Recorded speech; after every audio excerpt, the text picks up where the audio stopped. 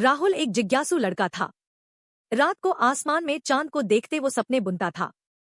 एक रात उसने सपना देखा कि चांद से निकलकर एक चमकीली नाव आई और उसके पास रुकी। नाव चांदी की तरह चमक रही थी और अंदर से एक कोमल रोशनी निकल रही थी। सहमे हुए राहुल ने नाव में झांका। अंदर एक बूढ़ा आदमी मुस्कुरा रहा था। उसने राहुल को नाव में बैठने का इशारा किया। हिम्मत जुटाकर राहुल नाव में बैठ गया। अचानक नाव आसमान से नीचे उतरी और एक चमचमाते समुद्र के बीच में पहुंच गई। समुद्र का पानी दूध जैसा सफेद था और उसमें चमकते हुए सितारे तैर रहे थे। राहुल ने पूछा, यह कहाँ है? बूढ़े ने जवाब दिया, यह सपनों का समुद्र है। वे दोनों उस अद्भुत समुद्र में घूमते रहे और राहुल ने अनोखे जीव देखे। सुबह होते ही राहुल उठा। हालांकि वह जानता था कि यह सपना था, पर उसके मन में चांद की नाव और सपनों के समुद्र की याद हमेशा के लिए रह गई। रानी नाम की एक दयालु चुड़ैल थी। उसकी झोपड़ी जंगल के बीच एक ऊंचे पेड़ पर थी। रानी हर साल सर्दियों में बच्चों के लिए खिलौने बनाती थी। वह रंगीन रिबन, चमकते बटन और मुलायम कपड़े इस्तेमाल करती थी। क्रिसमस की पूर्व संध्या पर रानी अपने जादुई झाड़ू पर सवार होकर उड़ती थी।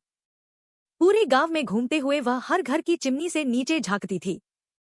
अच्छे बच्चों के मोज़ों में वह ध्यान से बनाए गए खिलौने रखती थी। उसकी हंसी हवा में गूंजती थी, बच्चों को शुभ क्रिसमस। बच्चे सुबह उठकर खिलौने देख खुशी से झूम उठते थे। कोई नहीं जानता था कि ये खिलौने रानी की देन है, बस उन्हें लगता था कि क्रिसमस का जादू उन्हें ये खिलौने लाया है।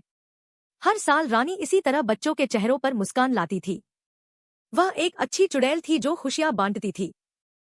माँ रात के आसमान को निहारते हुए आयुष को गोद में सुला रही थी। टिमटिमाते तारों को देखकर आयुष ने पूछा, माँ, वो सबसे ऊपर वाला चमकता हुआ तारा कौन सा है? माँ मुस्कुराई और कहानी सुनाने लगी। बहुत समय पहले ध्रुव नाम का एक छोटा लड़का था। वह राजा का बेटा था, लेकिन उसकी सौतेली माँ उससे ईर्ष्या करती थी। उसने राजा को ध्रुव के खिलाफ उकसाया और उसे जंगल भेज दिया। जंगल में अकेला और डरा हुआ ध्रुव भगवान विष्णु से मदद के लिए रोया। उसकी भक्ति से खुश होकर भगवान विष्णु ने उसे आकाश में एक चमकते तारे के रूप में हमेशा के लिए स्थापित कर दिया। वही तारा ध्रुव तारा है। आयुष ने आश्चर्य से पूछा, तो ध्रुव तारा कभी नहीं खोता? माँ ने कहा, नहीं, ध्रुव तारा हमेशा एक ही जगह रहता है। रात को रास्ता भटकने पर लोग ध्रुव तारे को देखकर सही दिशा ढूंढते हैं। आयुष ने ध्रुव तारे को फिर से देखा और सो गया। उसकी माँ को पता था कि रात के आसमान में यह चमकता हुआ तारा उसे हमेशा ध्रुव की कहानी याद दिलाएगा। बंदरिया बसंती जंगल की सबसे चंचल बंदर थी। पेड़ों पर झूलना और इधर उधर उछल-कूद करना उसे बहुत पसंद था। मगर एक चीज थी जो बसंती को सबसे ज्यादा पसंद थी, नाचना। जब भी जंगल में ढोल की आवाज आती, बसंती थिरकने लगती। वो टहनियों पर लटककर झूमती, पत्तों से ताल देती और हर तरह के अजीबोगरीब नाटक करती।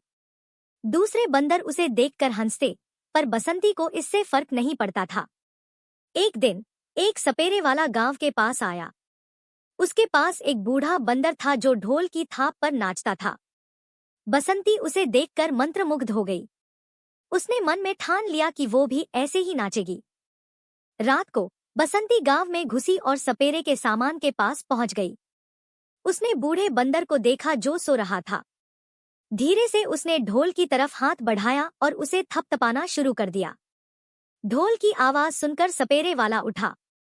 उसने बसंती को ढोल बजाते देखा तो चौंक गया।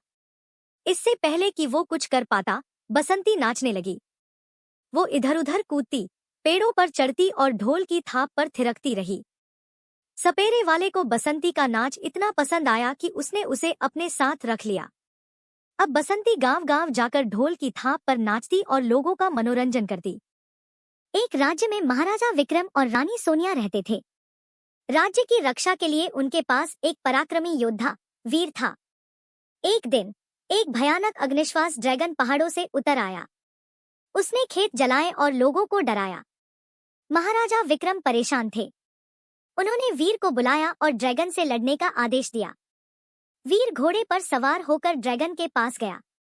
ड्रैगन ने उसे देखते ही आग उगल दी। वीर ने अपनी चतुराई से आग को चकमा दिया और ड्रैग के पंजों पर वार कर दिया। ड्रैगन क्रोध से दहाड़ा, लेकिन वीर डरा नहीं। लंबी लड़ाई के बाद वीर ने ड्रैगन के एक कमजोर स्थान पर वार किया। ड्रैगन घायल होकर पहाड़ों में वापस चला गया। वीर युद्ध जीतकर महल लौटा। रानी सोनिया और महाराजा विक्रम ने उसका स्वागत किया। पूरे राज्य में वीर की वीरता की चर्चा होने लगी। वीर ने साबित कर दिया था कि चालाकी और साहस से किसी भी मुसीबत को जीता जा सकता है।